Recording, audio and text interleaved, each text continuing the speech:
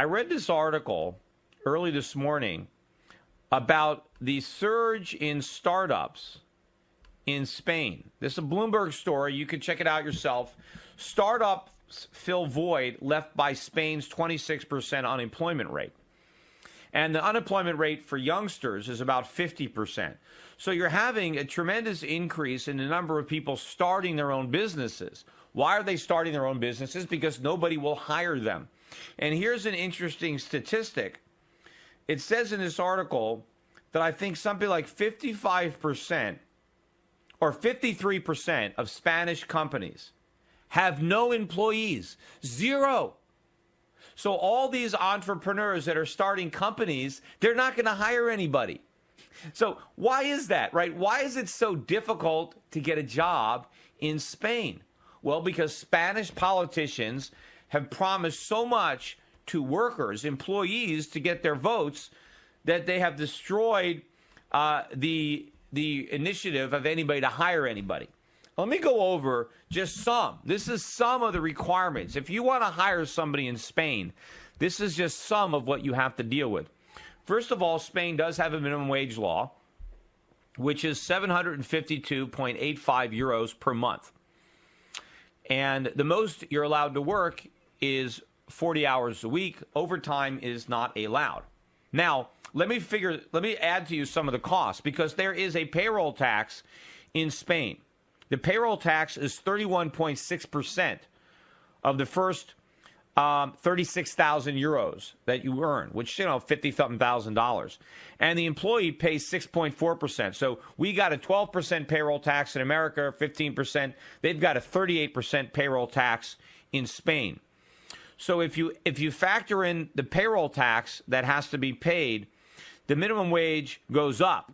Now, 435 euros is about $582. If you factor in the payroll tax, the real minimum wage in Spain is $7.38. But if you factor in the fact that per capita income is 50% higher in America than it is in Spain, to put it all in relative perspective, the minimum wage in Spain is the equivalent of like $11.50 an hour in the United States. So clearly, the minimum wage is quite high, and so a lot of people are rendered unemployable just based on that minimum wage. But it gets worse. If you hire somebody between mandatory vacation days and national holidays, you have to give each employee 44 days off with pay. So if you want to factor in what the minimum wage is, you probably have to kick in at least another 10% for all the paid holidays, which would bring the minimum wage higher than 12.5 an hour. But 44 days paid vacation. That's what, a month and a half off? Now, if your employee gets sick or is injured, they can take an 18-month sick leave. And during that time, you have to pay them 70% of what you were paying them if they were actually there and working. 70%, they could take 18 months off, and you have to hire them back at the end when they're not sick anymore. So what do you do in the interim? You can't hire somebody, to take the spot, because now you're going to be stuck with the laws on them. So, you have to hire maybe a temporary person. Also, if maternity leave, you get up to 16 weeks maternity leave. Apparently, that's paid for by the government, not the employer. But you still got to, save their job for 16 weeks. And in some cases, if you got twins, if there are complications, it can extend to way beyond 16 weeks. Now, also, it is illegal to discriminate or harass your employees based on their sex, religion, race, disability, ethnicity, age, union membership, or political ideology.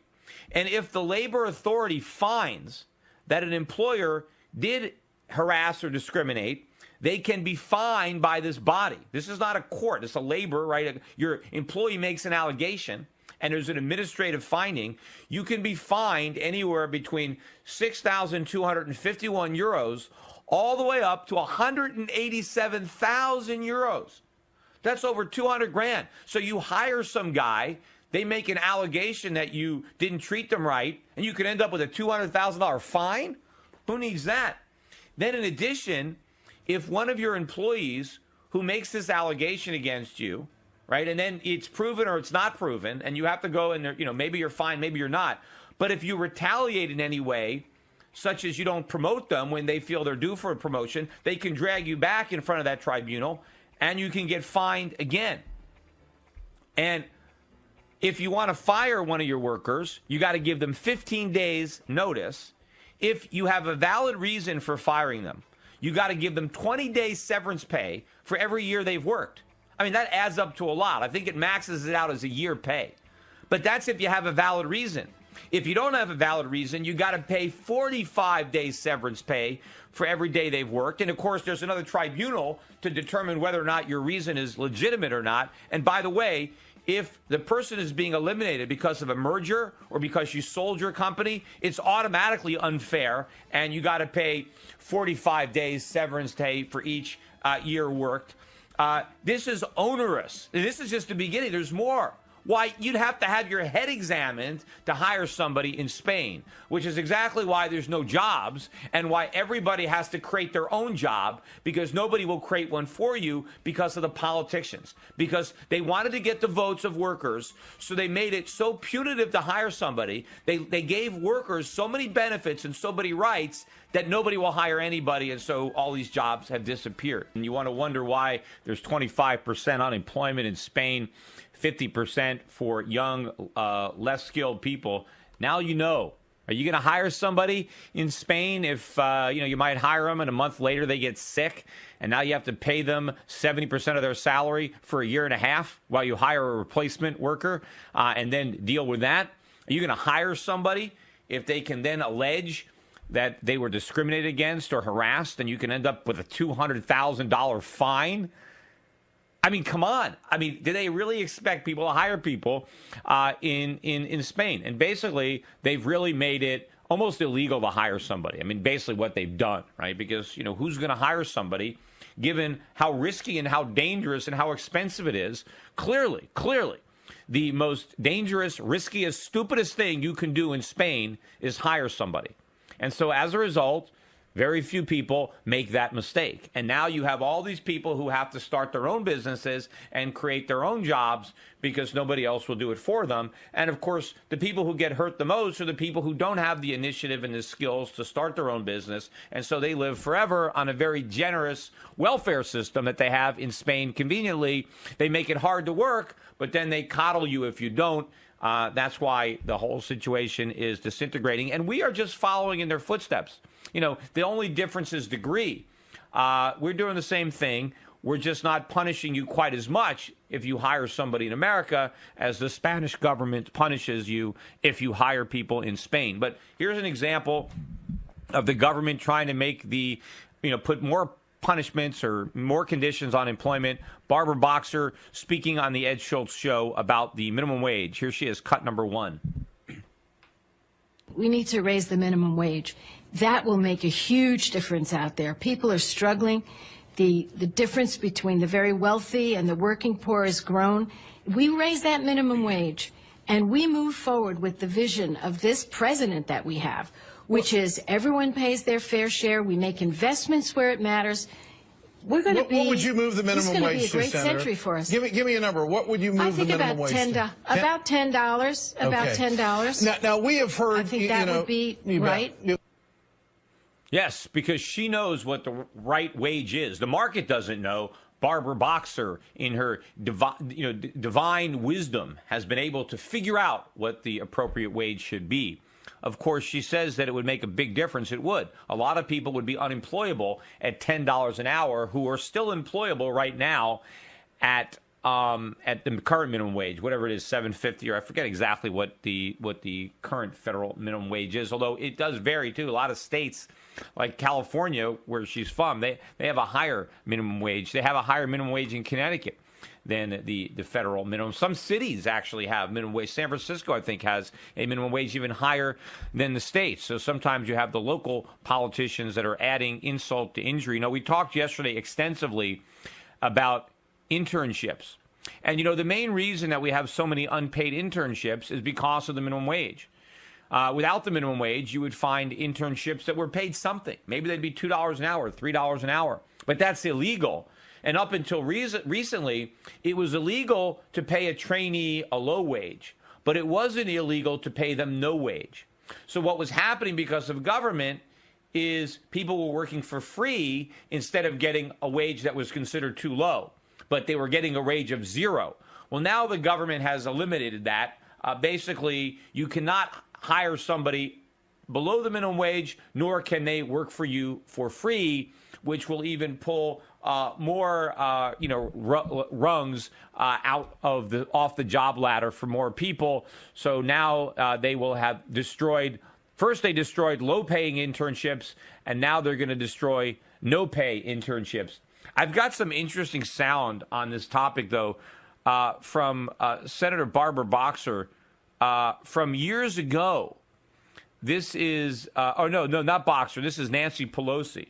This is from 2008, where she is being questioned about the fact that she has interns working for her that work for free. Yet she is trying to impose minimum wages on other people, yet she pays her own interns zero. And she's asked to explain that apparent hypocrisy. It's a very interesting discussion. We'll start it with cut number 23. How much do you pay your interns? Well, it depends on the program that they're part of. But how much do they get paid? They don't get paid by the hour. They get paid to come in, say, for a summer or something like that. What is their hourly rate? Is it below minimum wage? It isn't an hourly rate. It's a stipend for a period of time that they come in. But calculated. But they do fine by many of them would come in and be interns as part of their education.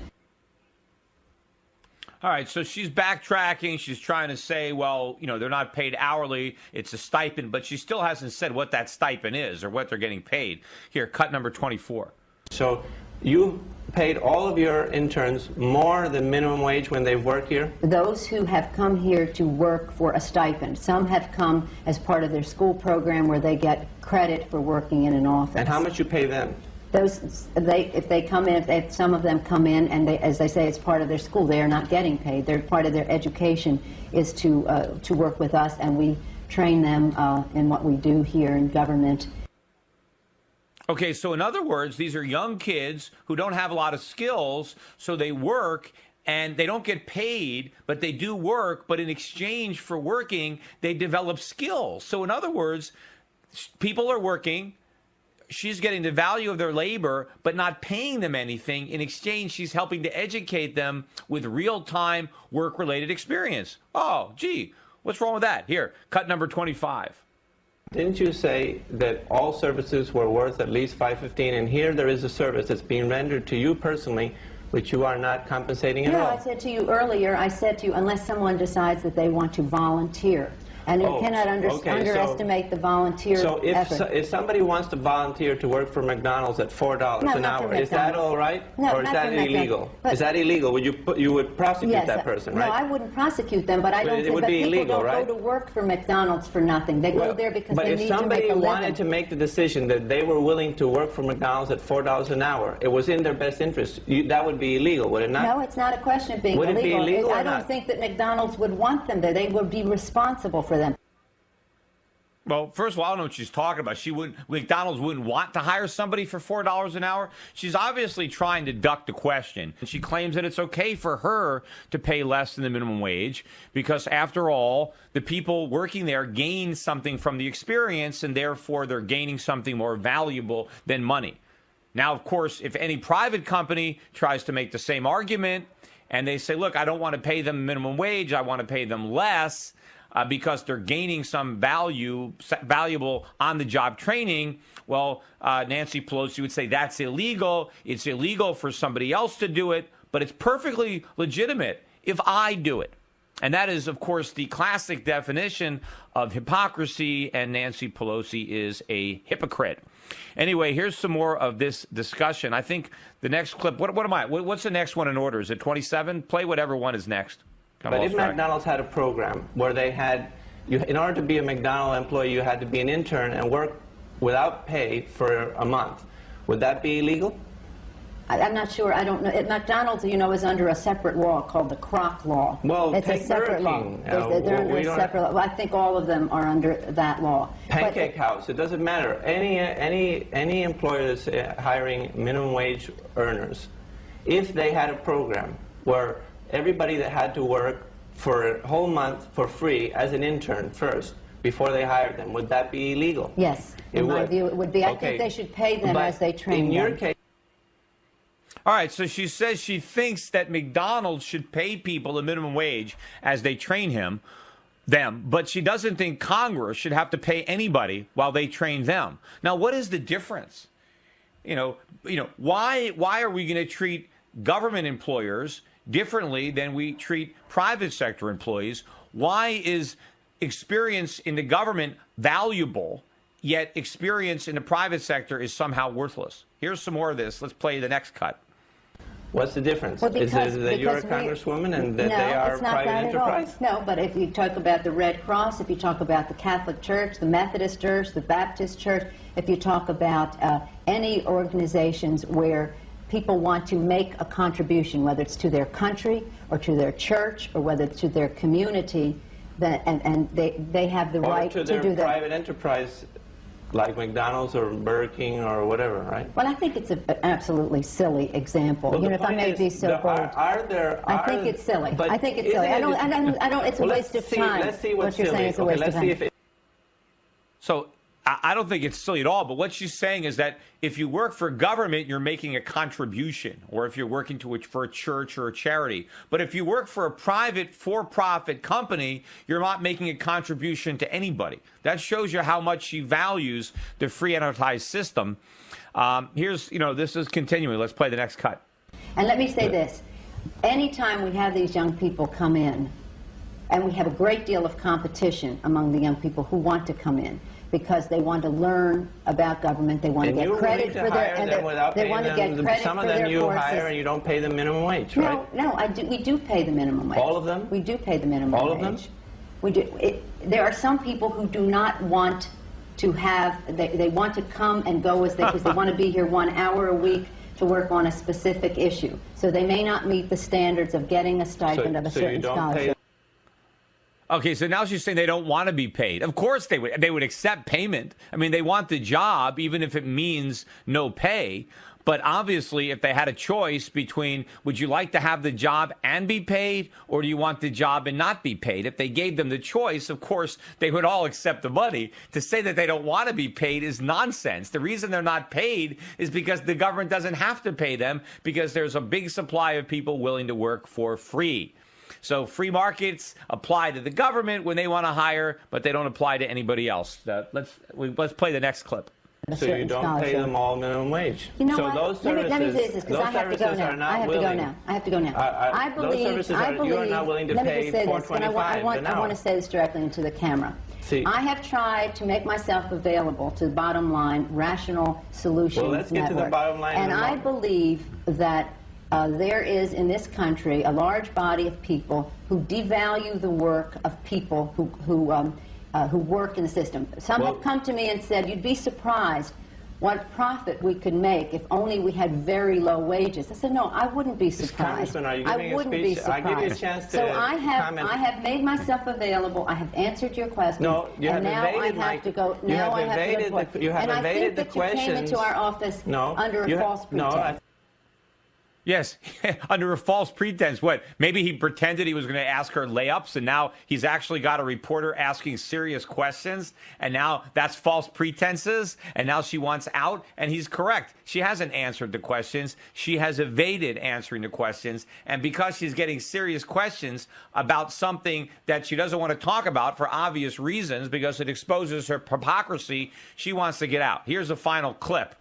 Let's play it. Cut 30. Let me give you what I think is the bottom line. Please, let me give you what I think is the bottom line. Half an hour is up. You refuse to answer the questions. I just want to tell you what I think is the bottom line.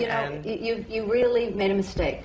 You really made a mistake. You made a mistake. Why did I make a mistake? What is a mistake? Because I think that if you wanted to have a discussion about the minimum wage, you would have asked your questions, we would have moved to other aspects of it. Let's discuss it. But you had one question through it. I don't have any more time. That's it. My time is up. You think that it would harm you to answer my questions? This interview is over. Would you please dismantle your cameras? Excuse me. Do you think it would harm you? Terry? You think it would harm you to answer my questions? Terry, will you call the guard, because this interview is over? Okay? You're going to call the guard on us? No, I'm just telling you, it's over now. You either accept the fact that the interview is over or not. Okay? The interview is over. You don't want to answer the questions. No. See, that's easy. If you don't want to answer any questions, you just call the guards and throw the guy out. I mean, she says if you really wanted to have a discussion on minimum wage, you wouldn't have asked me all these poignant questions about why I don't pay my own workers anything and why I want other people. I mean, this is very pertinent because it seems to me that Nancy Pelosi reveals her understanding of the situation where when you have young people who you have to train on the job, and they are getting valuable training, that they don't necessarily need to be paid the minimum wage. And in her case, she doesn't think she needs to pay them anything. Anything. You know, Nancy Pelosi has a congressional budget.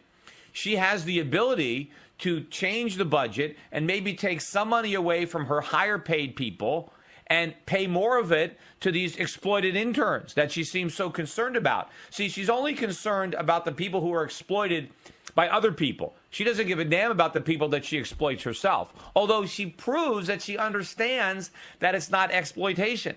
So if she understands that, if she understands she's not exploiting her interns, she must understand that other companies like McDonald's would not be exploiting people if they paid them less than minimum wage. Then why does she support those laws that she doesn't even abide by herself? It's because of politics. She knows it's harming the economy. She knows that.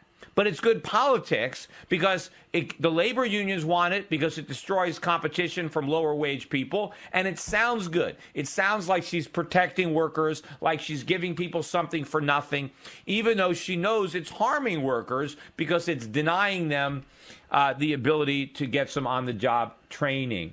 Let me go to the phones.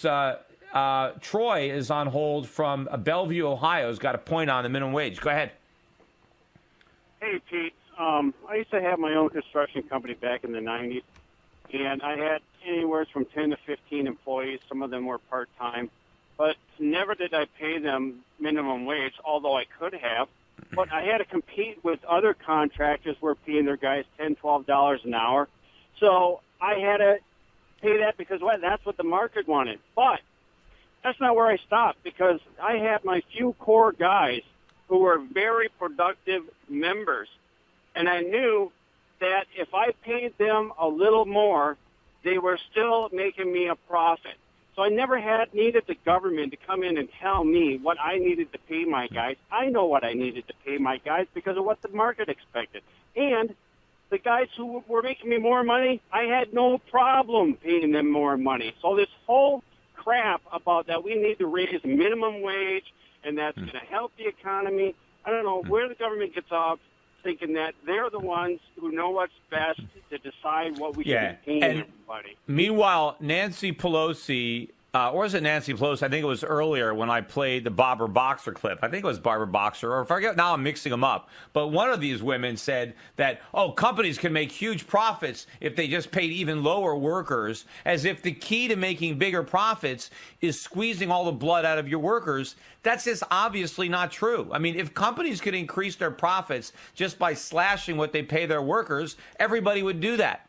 The fact of the matter is sometimes you increase. Yeah, let me finish my point. Sometimes you increase your profits by paying your workers more, because by incentivizing your workers with higher pay, they'll work harder for you. You'll attract the most talented and the most capable employees. And so a lot of times the way to increase your profits is to pay your productive people more, not less. But Barbara Boxer somehow thinks that every business can simply, cut everybody's wages, and if it wasn't for government, we'd all be working for sub-minimum wage, and all the profits would be gouged out by the evil employers. Yeah, that has always been my theory, and I always ran a very profitable construction business, and I always based what I paid my guys on by how productive they were. And if I had a bunch of productive guys and I had to pay them a little more to keep them on, you know what, it wasn't even necessarily sometimes the bottom line. It was the peace of mind. How about going to bed at night knowing my guys were going to show up for work, and when they went to work, they were going to do a good job, and my customers were going to be satisfied. That's what it comes down to. But yeah, in fact, that's why Henry Ford was paying his workers $5 a day when the prevailing wage was much lower than that. It was because he wanted to retain his key workers. He spent a lot of money and time training them. He didn't want them quitting. He wanted to know that those production workers were going to be on the job every day. And the way he made sure that nobody quit was by paying them more money than they can get working anyplace else. And because he did that, he made tremendous amounts of money for himself, but he did it by paying his workers more than his competitors, not less. And the government didn't mandate that. He did it on his own. We got a break. We'll be back. Hey, one thing, I got to play some sound. Apparently, President Obama is considered a good sport because of how generous he is with other people's money. Yeah, it's easy to be generous with other people's money. We're going to play a clip about President Obama's generosity with taxpayers' money. After this, we'll take some more calls. Stick around. Punchline, a joke when the smoke on the front lines gets your sunshine choked and you just feel like whatever, man, I'll never get better. Forget it, I just need to get it together.